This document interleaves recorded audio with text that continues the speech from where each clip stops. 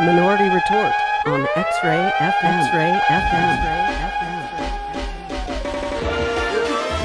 Wake up! Wake up! Wake up! Come on. Wake up!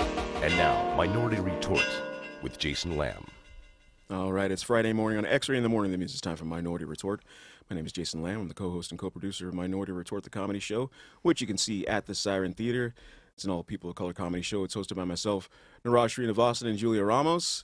And speaking of comedy and funny people, Twist Your Dickens, the Portland Center Stage production, is back once again through December 23rd. And it's become a holiday tradition here in Portland. A thing that Portlanders look forward to. And it's back once again. And we're so pleased to be joined today by one of its stars, Chantal de Groot. Welcome to the show. Hey, Jason, thank you for having me. Good morning. Good morning. And I'm especially grateful to you for coming in this morning. You just did a show last night. Yes. So thanks for being here bright and early. I'm so happy to talk be about here. it. I can only see out of one eye. Is that something relatively new, or has that been going on for quite some time in As your I've life? done the show, my sight has gotten worse, actually. Wow. Okay. Just kidding. That's fantastic. Well, congratulations on performing with one eye. That must be extremely challenging. Or is it? I don't even know. I'm making assumptions here. No, I can see great on stage. It's just at, 7 a.m. Oh, yes. Understood. You look great, though, by the way. Thank you. It's radio, so no one... Oh, wait, this is being filmed. Oh, gosh. All right. No one believes it anyway. And you were just dancing earlier when the intro music was playing. So you bring in the energy. You bring in the fire already. You didn't leave it all on stage last night. That's right. And Twist Your Dickens. So I appreciate that as well. So let's talk about it. Twist Your Dickens. For folks that haven't seen it yet, what's it all about? Yeah, Twist Your Dickens is, it takes the theme of A Christmas Carol, which is written by Charles Dickens, and it weaves in different holiday stories as well as different current social events, because there are elements of improv in the show. So we have an opportunity every year to update the show depending on what's going on in the media or what's hot or what is not. And the script is written by the Second City, and the show happens in several cities around the U.S. Los Angeles, Chicago, of course, D.C., and here in Portland. So every year we get to do this fantastic show, and there are very specific places in the show that are that we are allowed to add our own flavor, if you will. We're going to talk about that flavor in just a second. But whom do you play in Twist Your Dickens? I play several characters. In fact, the only performer who plays one character is Isaac Lamb, who plays Ebenezer Scrooge, and the rest of the cast weave in and out several characters. And I play Tiny Tim. I play, wow. Yes, I don't want to reveal too much, but I do play Belle, which was Scrooge's love interest, and several other characters, which of my favorite is Annie. Now, who's Annie? Who I call Blanny. Only backstage. And now on live radio. And now for all of you. Yeah, and I think each actor has to do about 25 costume changes. And wow, really? Several of them are under 10 seconds. So there are wigs and costumes being whipped on and off, and actors running around the back of the stage to enter the other side as someone else. It's mayhem in the most exciting, fun way. Oh, that sounds incredible. It sounds like what goes on backstage might be just as interesting as what happens on stage. Definitely. 10-second costume changes. Yeah. Oh, yeah. So I wanted to ask you, as you mentioned, the show is there's an improvisational aspect to it, as well as a scripted aspect. And what's that like for you? I assume that you're trained in improv. Okay. Oh, I'm making all kinds of assumptions this morning, but you're here to correct me. Yes. Well, I took my first improv class this summer. Oh, okay. So it's only the 5th year I've done the show, and I decided I would love to learn more about the more finite details of what this great art form is. And several of us were cast in the show who have various levels of improv experience. And I would even say that I might have the least amount Interesting. of improv experience out of everyone in the show, honestly. Some folks even, at least they did it in college, or some folks like Sam Dinkowitz and Nicholas Kessler are constantly performing improv or writing their own sketch comedy. So they live in that world. And yeah, Rebecca Sohn, who's in our cast, is a Second City performer. And we have Isaac Lamb, who has done a lot of improv. I'm not sure if he's studied, but he's quite natural at it. And I think that, as well as Lauren Modica, who I think trained in college, but just lives in that world. Like, she's just very open and flexible. And so I lean on my acting skills and needing to thrive in the moment as any kind of performer. But the truth is, I would get so terrified at certain points in the show when I would have to improvise something. And past cast members and current cast members are very open and warm and helpful, giving me tips or ways to listen or different games that you can play in your mind of how to spin a word or spin a phrase or how to connect ideas so that by the time you open your mouth, you're saying something that makes sense and is delightful and leads somewhere. Yeah. Yeah. Well, I guess that was an assumption that I made, that everyone was just, an improv veteran. Yeah. And you guys make it work seamlessly. So Thank you. So that's really fascinating. We work hard every night to do that. Yeah. We get together, we make sure that we're all on the same page with each other energetically before the show. We're having fun, we're goofing around. Right before the curtain comes up, we get in our zone. And one of the last things we say to each other before the curtain goes up is, got your back, got your back. And we kind of pat each other's backs because we know, as one of our cast members says, he says, see you on the ice.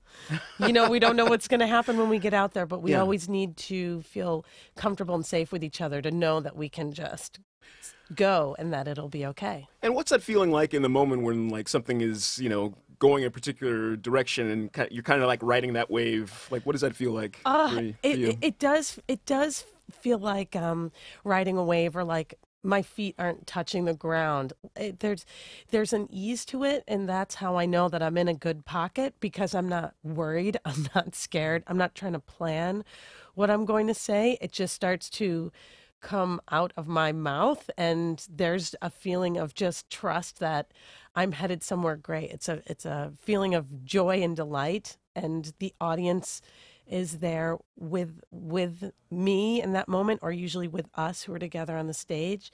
It's just a funny moment of coming together. Yeah, it feels easy. Yeah, I want to ask you about, you mentioned the audience a second ago, and I was thinking about this as I was, quote unquote, preparing for today. Me too. But it's a holiday show, it takes place during the holiday time. Do you feel like the audience is kind of in that mood where since it's the holidays, they're really looking for something to, uplift them and they're really into it, as opposed to like other shows that might take place, at any time of the year. They're really looking for something that's, going to be part of their holiday experience. And so that's, why they may be more engaged than other productions. Yeah, the audiences do come in already with a set of gusto aimed at, we're going to have a great time for the holidays. I'm here with my family. I'm here with my friends. Or I'm getting away from my family, or we're here together and we just need to laugh. We've been having a stressful holiday, which a lot of people have, and they show up, and we are just here to say, hey, let's have a really rockin' awesome time together in a way that you haven't before for your usual holiday show. I think a lot of people are looking for something outside the box. This is more of an adult kind of show, and people can really come and unwind, and there's an opportunity for the audience to yell at us or give suggestions or really be part of the show. And so, it really is more of like a celebration experience in the show. Yeah, that's one of the great things about the show is that not only there's some audience involvement, but it's just by the nature of it, they're going to see a different show every time. Yeah. And there are people who come several times a season and people who come once every season, and they say that I've heard it so many times this year, they've said, the holidays don't start till we've seen Twist Your Dickens. And this is us saying, okay, we're ready to go in. And that feels really great because it feels the same way to me too. I'm here every year as well. So let's be together. Yeah. So on another note, though, we were talking just before we got on mic, as you were telling me some of the things that I should ask you. I didn't. But you were mentioning that, as a person of color in the show was written not by people of color. Yeah. And as someone who's a person of color is performing the show, you have an opportunity to kind of, tweak some things or, let folks know, hey, maybe this is not a direction we should go, or, based upon, I guess, cultural sensitivities maybe, and things like that. I wonder if you could talk about that a little bit. Yeah. Let's see. So yes, the show was written several years ago by two really wonderful improv actors from I'm laughing because I'm nervous and I'm flipping through my program here in case there are certain names that I need to pull up. But listen, the show was written in essence by a group of people at Second City, mainly by Peter Gwynn and Bobby Mort. There it is. There it is. I did know that. I'm just nervous, being honest. I want to point out that this is the line of questioning that you wanted me to. This is. In a sense, I said, here are some things that are rolling around in my mind. You may ask what you wish. And so the show was written quite a while ago by, let's just say, more middle-aged, straight, cis white men, also probably in Chicago. And so when the show came to Portland and they cast two brown actresses, myself and Lauren Modica in the show, we were able to bring a little bit of influence to some of the things that felt uncomfortable to us. And it's actually taken several years for me to find the words and find the courage and feel like I'm in a supportive environment societally to bring up some more in-depth concerns that I have, specifically around there's certain scenes, some of them have to do with police, or sometimes a scene will just have a button to it that something inside of me feels like, oh, that's kind of uncomfortable. I need to listen to that and try to understand why, and then get my thoughts together to present it to the cast or to the director to, in our very, very short rehearsal period, have a discussion about it as much as we can. And influence those moments of improv or influence things that end up, the script changes year to year. So these one-liners can get set in the script. And so sometimes a couple of years go by and we feel like, oh, either this thing is just old and we need to update the reference, but more so, oh, I feel offensive, so we need to change it. Is there a specific example that yes, come about? For example, there is a scene that has to do with the Christmas cops, and it's this fantastic improvisation that originally had to do with the show Cops, and there was a catch line of what you gonna do when they come for you, from Cops. And I remember in the first year feeling like, ooh, that's really uncomfortable, but I didn't say anything. And so as the show was in its first couple seasons, it was right around when all the police shootings were coming through and Mike Brown had been killed. And so it took years to address it, but we've since been zhuzhing it and pampering it. And I would love for the theater to maybe find a way to have a nice big workshop about it and update a lot of the stuff. Yeah, and I think that's really interesting because I wonder if, just due to the nature of the show and it being improvisational on some level, I mean, a lot of it is scripted, as you said, but that there is that level of collaboration that maybe is encouraged, and ideas. They're more willing to listen to ideas and how to change things. Yeah, absolutely. Over the years, we've been communicating a lot better with each other as a cast, and with the director, we're all learning how to listen and how to talk to each other. And there still is a lot of room for all of us to grow. And so the progress has been slow but intentional, and I think there's lots more room for that. And sometimes it feels kind of scary in the room to bring up things. Sometimes it feels like I'm not totally heard, but at other times I do definitely feel like everyone is making a real effort to be together and make a show that is funny and relevant and also dances on that line of this is, satire, this is edgy. We're saying things that maybe we're not allowed to say out there in the world, and we're trying to craft where that line is of offensive and truthful. Yeah. Offensive and truthful, satirical, funny.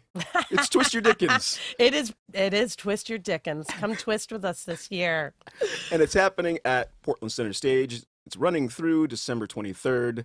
And Chantel DeGroat, I want to thank you for joining me today. Thank you so much for having Really me. appreciate it. And I'm looking forward to seeing you. It's been an honor. That honor might be a little strong, but It is. we'll take it as we're It's going my out the door. Thank you so much for being here.